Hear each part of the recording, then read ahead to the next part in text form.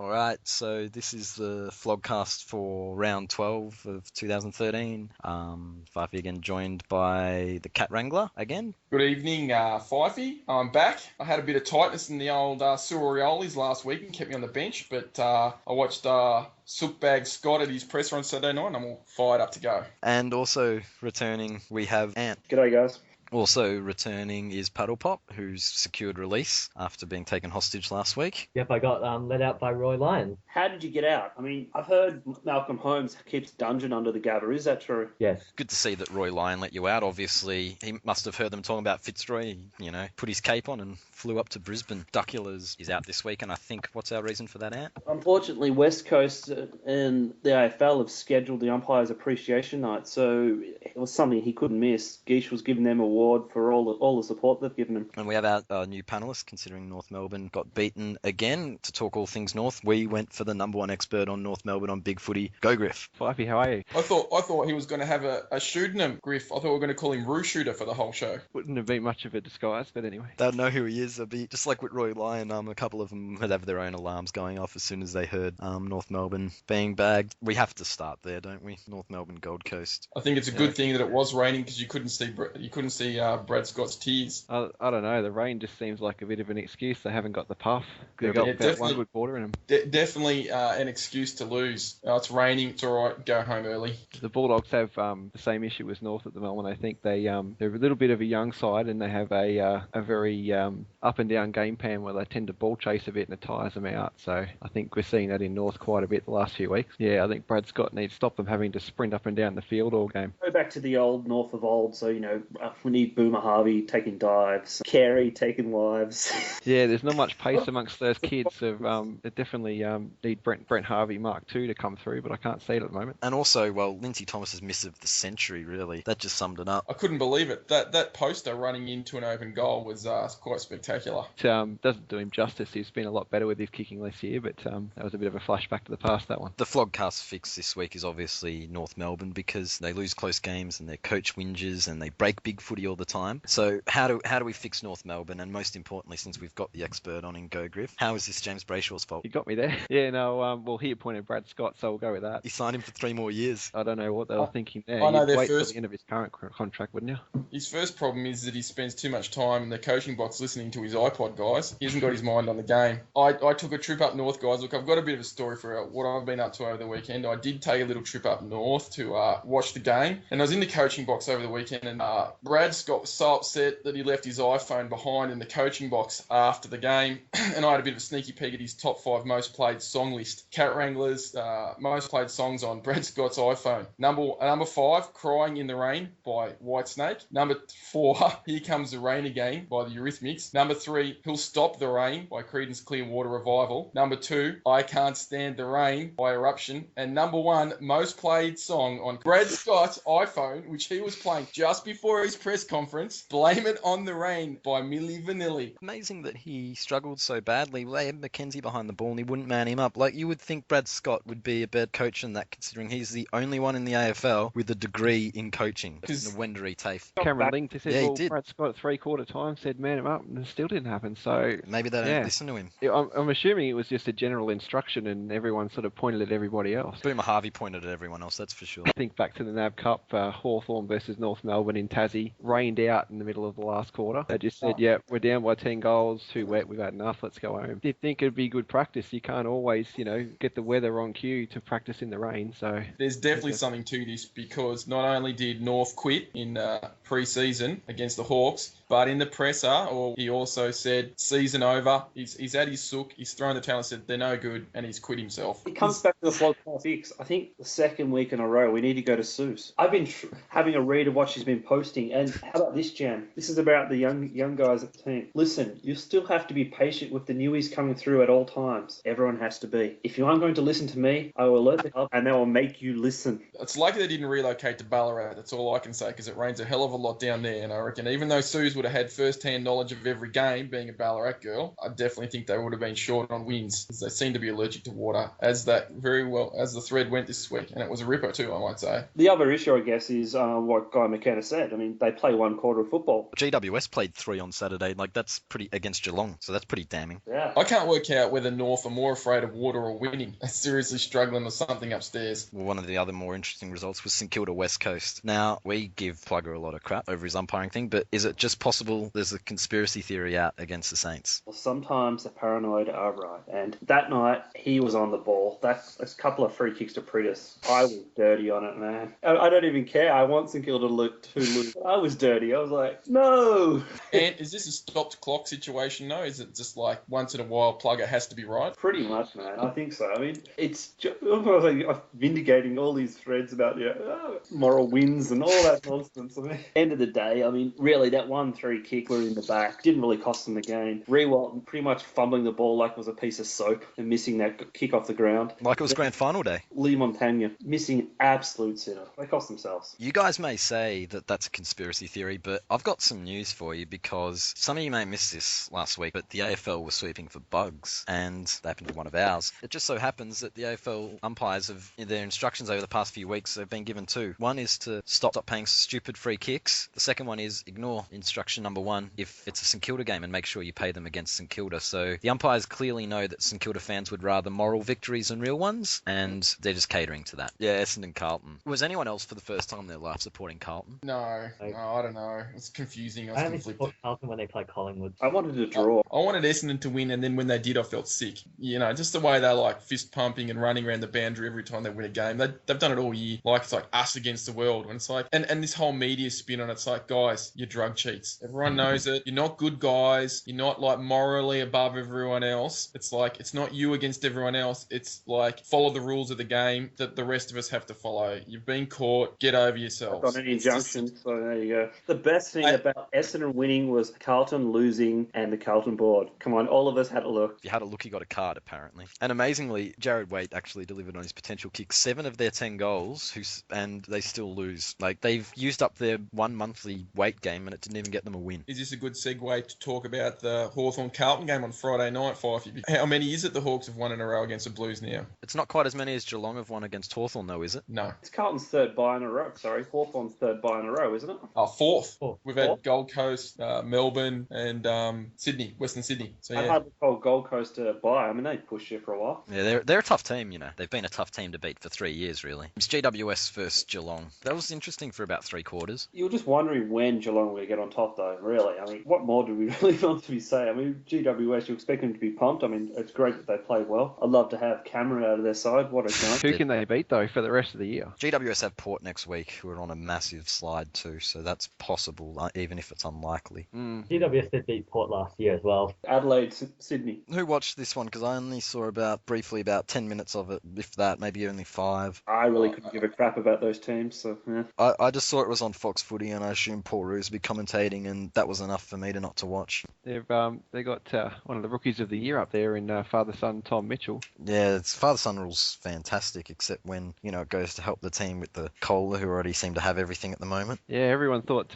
Jaeger O'Meara had rookie of the year summed up until this guy stepped on the scene. He's a bit of a star. Jaeger's got about 8 games on him, though. Yeah, interesting to see what they think they've at the end of the year, given that one's played more games than the other. Yeah. KB will get involved if he did. I mean, Griffey's namesake knows all about that. Well, Floston's had a pretty good year, so we'll see how KB votes at the end of the year, because I was thinking Floston's actually take out the 4 games he's behind O'Meara, has been pretty close to him with... I'm not surprised you haven't even bumped that Boston trade that you started last year. I did think about that earlier this week. I should probably... But I haven't noticed him take any intercept marks, which, you can't judge a footballer till he takes an intercept mark. True. And intercept marks, perfect segue, Melbourne.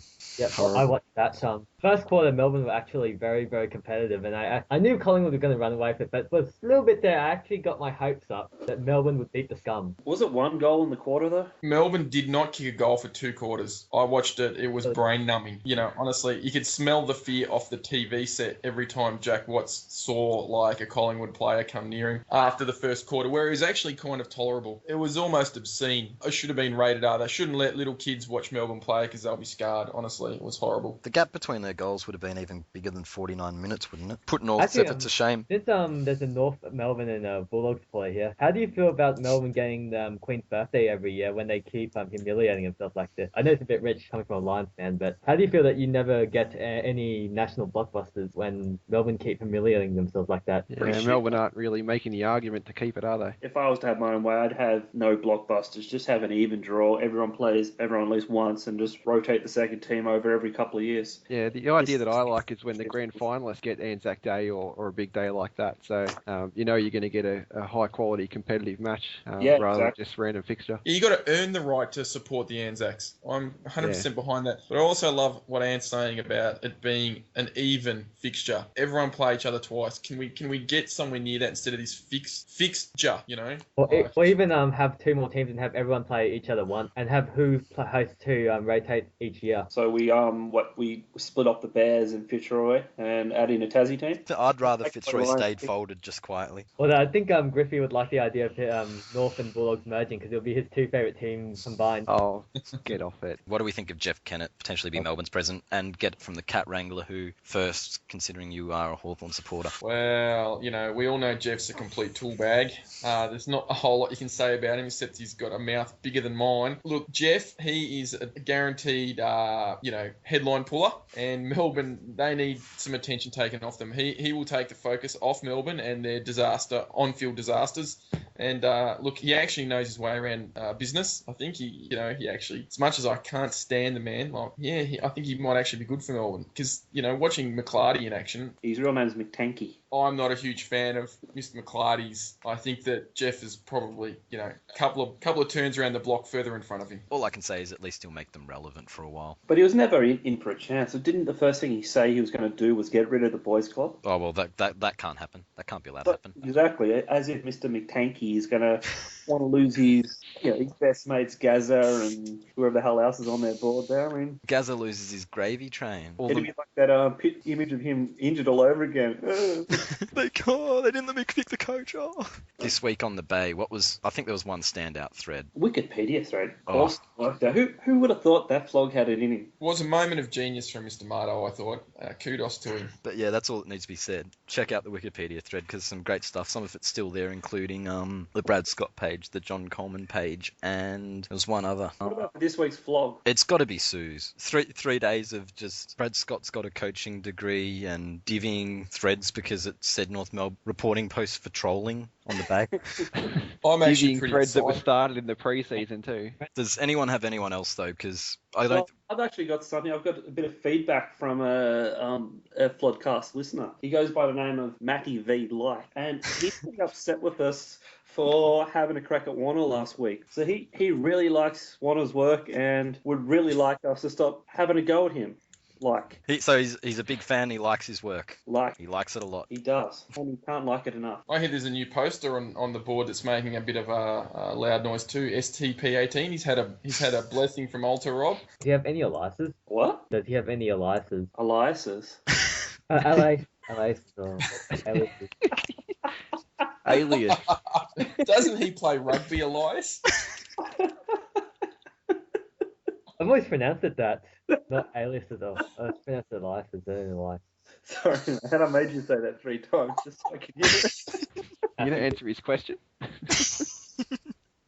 I don't think he does. Anyone named Elias? So we've also got some feedback here from VJ Knight, who had a bet with Paddlepop, but he is willing to let you out of the bet tomorrow if you sing for us both the Collingwood theme song and You'll Never Walk Alone. Come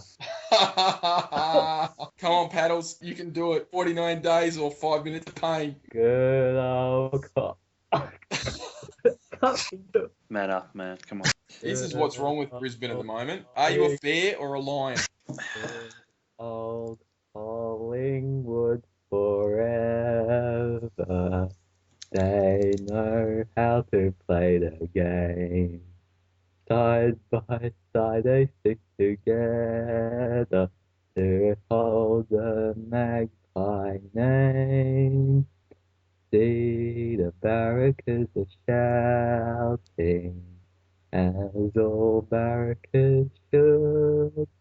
Oh, the premiership's a cakewalk for the good old Collingwood. Carlton against Hawthorn this Friday night at Etihad. Pretty stupid how this game's at Etihad when both teams have massive supporter bases. It seems to be there every year, guys. I can only remember once in the last 5 or 6 years, 7 years that it's been at the G, and that's when Fev hit the post with the last kick of the game. So the AFL's dead set against having these guys at the MCG. So it's a Carlton home game, so they're putting them at Etihad. I mean, there's only so many pets and dogs that can turn up. Richmond, Adelaide. I'd like to win that. If we win that, I think we're probably close to the real deal. We'll probably win a few in a row until we play Gold Coast and lose. But no, they'll tell a lot. We get a few back. Conquer, Ellis, they have been pretty handy this year when they've played. Freo, Brisbane. Thankfully, there's no purple puff tread yet. It's going to be Fremantle by how much? I don't see Brisbane putting up a whimper. Nah. Yeah, they're gone. Can't see Sorry, it. Paddles. The tread saying that we'll beat them. Well, you had a thread at the start of the year saying you'll beat the red, white, and blue puffs. How did that go?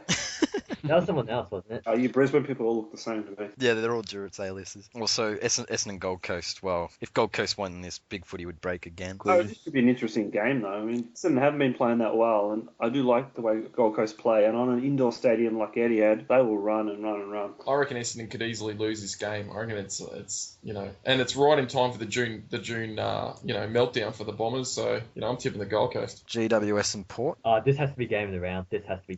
Why? Yeah. But I don't know why it's game of the round. Do tell. Just the thought of Port losing GWS again could happen. It's Port Adelaide. Who cares? Let's move on. I think the whole football world has moved on from Port Adelaide. I mean, the game I was crapping on about last week is this week. Collingwood Bulldogs. Return of the goods. Harry O. Will he be accountable? I'm going to say no. He's just had an easy week against Melbourne where he didn't have to be accountable. He will not go back to it except to, make sure that Goods is all right whenever he goes near the boundary. What did they call you? They just said boo, that's okay. Do you want me to tweet about it? I've met the Dalai Lama, I've had a gun to my head. I was going to say, the actual game, though, I reckon we're a good chance. No. And then I'm always overconfident with the Bulldogs. Yeah, hopefully you guys can beat them. Always like to see them lose. No one hopes the Pies win, of course. I think they might just be a little too good for the Doggies still. Yeah. Although I think you'll push them. I think you match up all right. I think Collingwood will win, but I don't think it's going to be the kind of blowout. It may have been expected maybe even 6 weeks ago. I think the Dogs have played. Like, you look at the actual results. They're not getting hammered like Melbourne have been getting hammered. They're playing contested footy. They're in the games. They haven't been embarrassed at any time all year. So they're playing decent footy. It's, but there's a yard short maybe of it's just this lack of firepower up forward that's holding them up really. I think that's. Does anyone else have anything more to add? Well, North won't choke next week. They got the bye, so nothing too exciting. It'll Port be a bit of a boring round, I think. Port have the bye. Port don't have the bye. When they've got the bye, they'll bring back some nice memories of they just had the bye. Brought back some nice memories of the Port losing to the bye video. That was sensational. No St Kilda either, so there'll be no moral victories. Oh, they're so far in front of the ladder. They could have 3 byes in a row on the whole victory ladder. Lose to the bye. The bye are looking pretty strong so far. I didn't see Melbourne beating them actually. I can see the umpires screwing St Kilda over in that game. Yeah, not too much action this weekend. I don't think there'll be a few blowouts and a bit boring, unfortunately. Okay, so I guess that's everything. This was Flogcast for round 12. Fyfie joined by Cat Wrangler. Thanks, fellas. I'll see you next week. Paddlepop. Yeah. Ant. See you later, guys. And our resident North Melbourne expert, Gogriff. Thanks, Fyfie. Thanks for listening, everyone, and we'll see you again next week.